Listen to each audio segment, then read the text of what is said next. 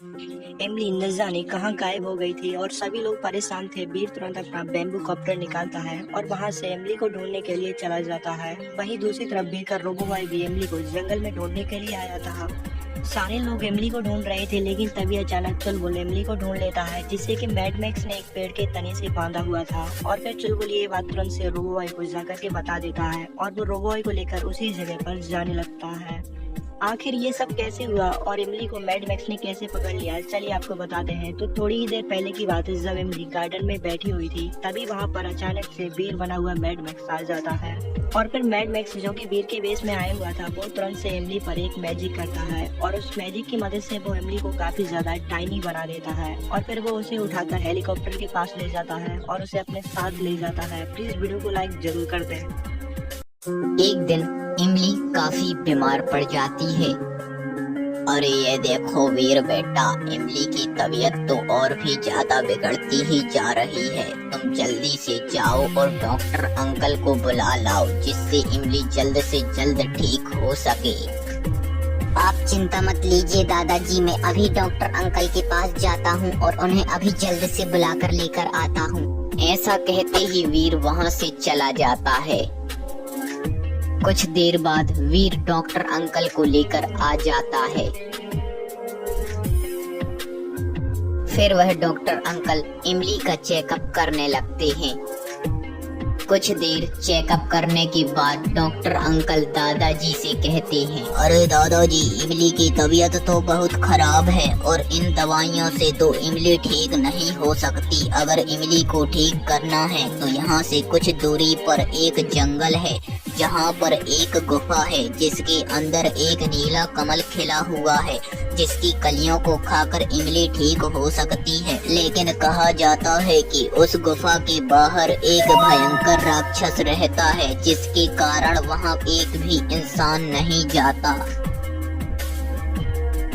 इमली को ठीक करने के लिए हमें उस कमल को जल्द से जल्द लाना होगा। अब वह कमल वीर ही ला सकता है।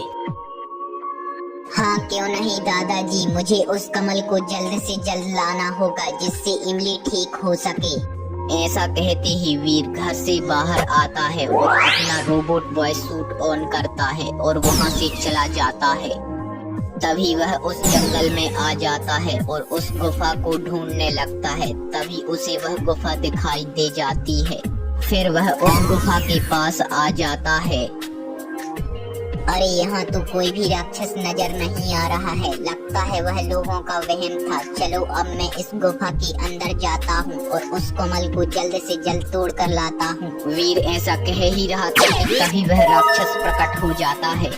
हा बच्चे, तू मेरे होते हुए इस गुफा के अंदर नहीं जा सकता। अगर तुझे इस गुफा के अंदर जाना है तो तुझे मेरे 2 सवालों का सही सही जवाब देना होगा। अगर तूने उन सवालों का गलत जवाब दिया तो तुम्हें मैं कच्चा चबा जाऊंगा। हा हा हा।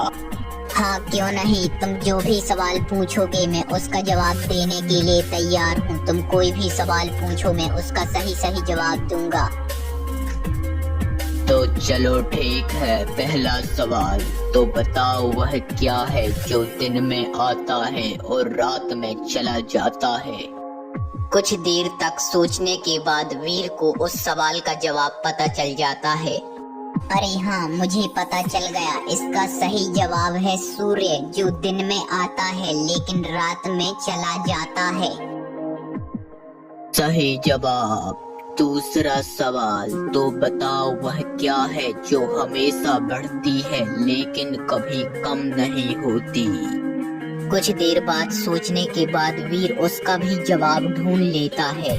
मुझे इसका सही जवाब मिल गया। इसका सही जवाब है उम्र, जो हमेशा बढ़ती है लेकिन कभी कम नहीं होती।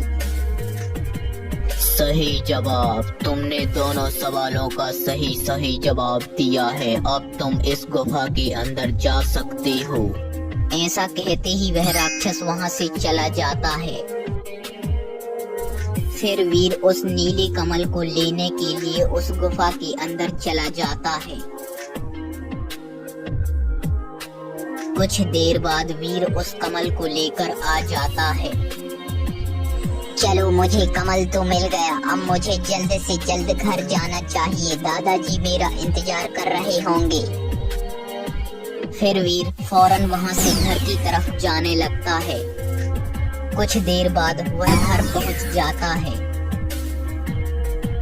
फिर वीर उस कमल को लेकर डॉक्टर अंकल के पास आता है और वह कमल उन्हें दे देता है। अरे दादाजी, आपका पोता तो बहुत बहादुर है। उसने इतनी खतरनाक जगह से इस कमल को इतनी जल्दी ले आया। यह सुनकर दादाजी बहुत खुश हो जाते हैं।